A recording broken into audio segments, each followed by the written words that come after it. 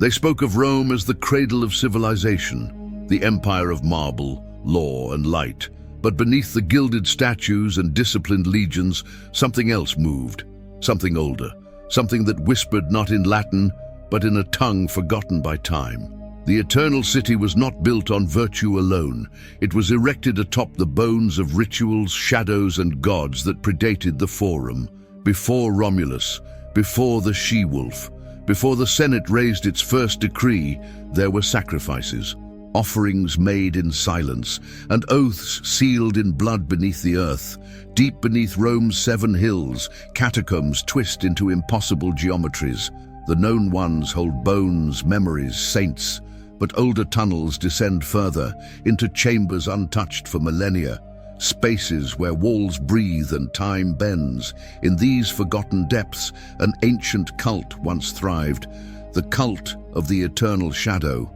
Not an official sect, not a recognized religion, but a hidden lineage, passed through whispers in the Senate, through symbols carved behind mosaics, through dreams shared in the silence before dawn. It was said that members of this cult did not age like others, that their eyes grew darker with each year, their voices softer but heavier. Roman generals consulted them before campaigns. Emperors feared and respected them. Even Nero, drunk on fire and madness, never dared speak their name aloud.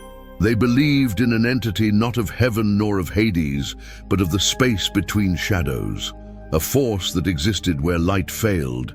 It was not evil, nor good. It simply was, eternal, watching, feeding on the moments men forget. The silence between breaths, the pause between heartbeats, the blink that hides a nightmare. They called it Umbrae Aeternum, the eternal shadow. To serve it was to reject light, not out of hatred, but understanding.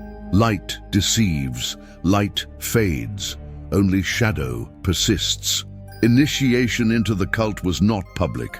It began with isolation.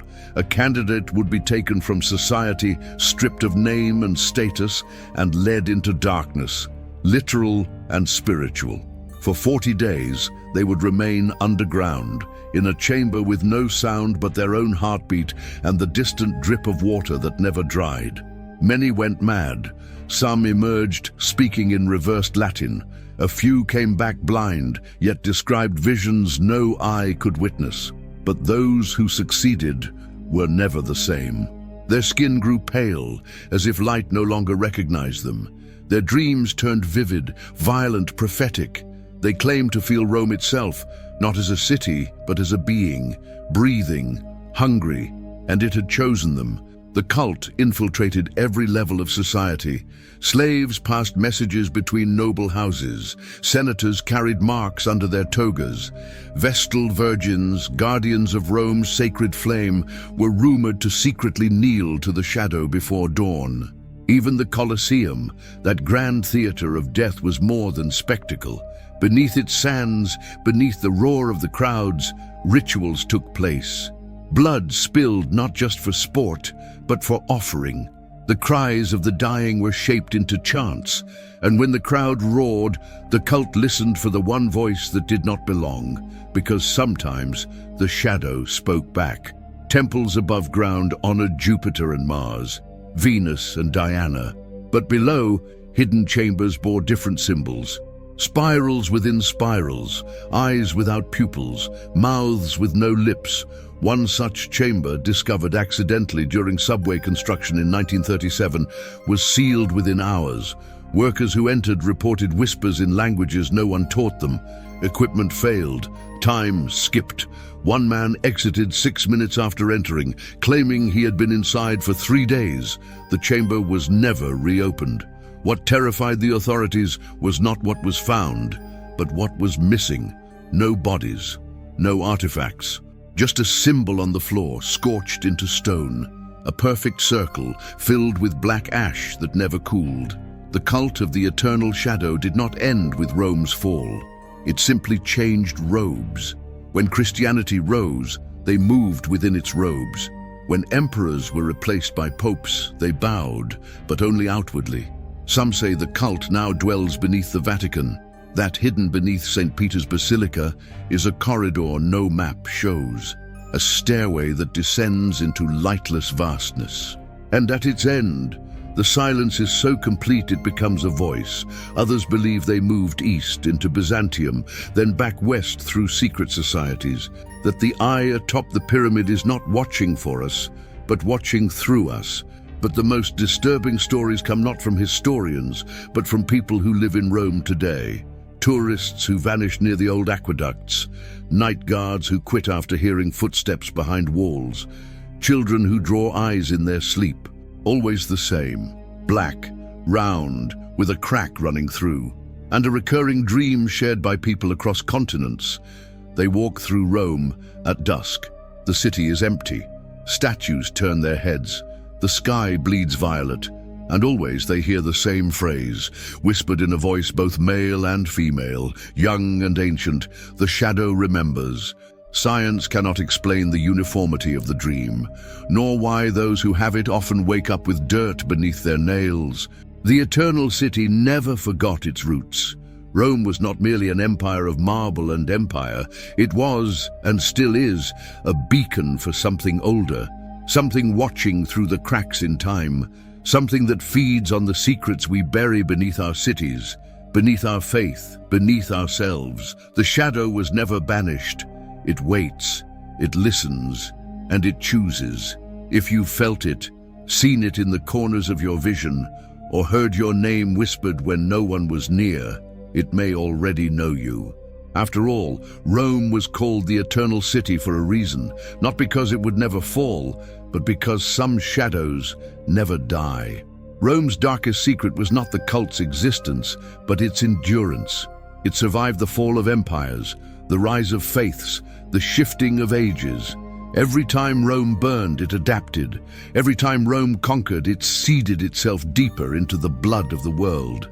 Nero, that mad emperor so often painted with fire and decadence, was said to be only a vessel. The true mind behind the throne.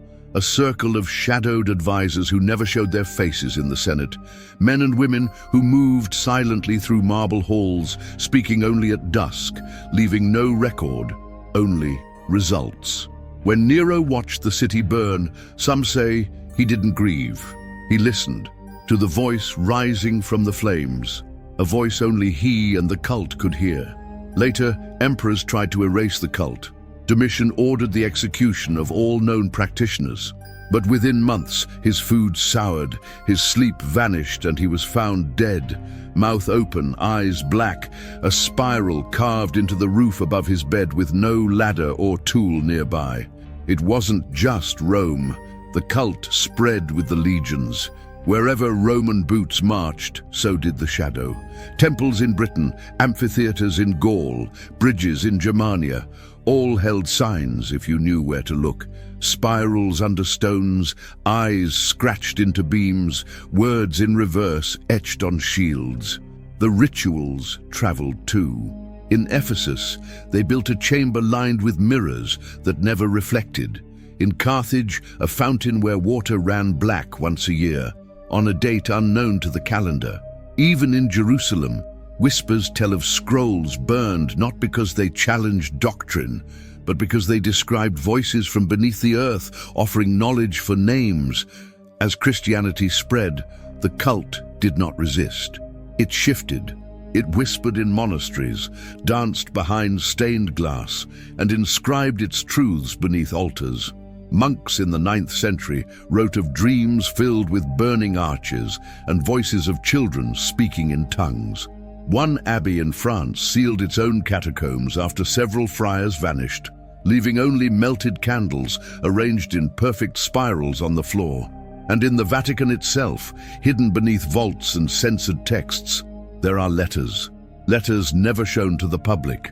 Letters from bishops who begged for forgiveness, not from God, but from something older. They spoke of black books bound in human skin, of shadows that moved without light, of rituals performed not in secret, but in silence, where even thought became dangerous. Modern Rome is no less haunted. There are places tourists are warned not to go, not because of crime, but because GPS fails, phones die, and people forget why they came. There's a tunnel beneath the baths of Caracalla, sealed in 1954. Officials claimed instability, but records show 14 workers vanished during reconstruction. Those who returned would not speak. Their hair had gone white. Their shadows flickered independently. Police dismissed the reports, but one investigator quit, and in his resignation letter he wrote, "I've looked into the dark long enough. Now it looks back." Some say there's a crypt beneath the Pantheon that was never part of the original structure, a space that appears and disappears. Tourists who take the wrong turn speak of a second dome, larger, upside down, with constellations that don't match any sky known to man. They wake later, blocks away, not knowing how they got there.